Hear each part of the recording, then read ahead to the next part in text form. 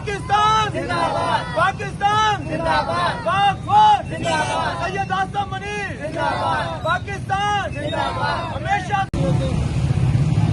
خداوند کے پاک اور پرفضل نام میں ملک پاکستان اور امن پسند ملکوں کی سلامتی ہو۔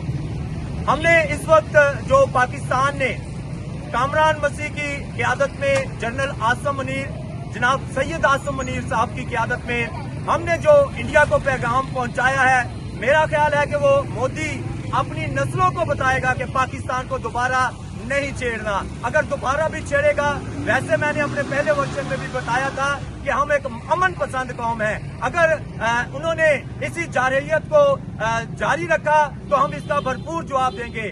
پاکستان زندہ باد، پاکستان ہمیشہ زندہ باد، سپہ سالار زندہ باد، سید آصم منیر زندہ باد، کامران بشیر زندہ باد۔ Thank you.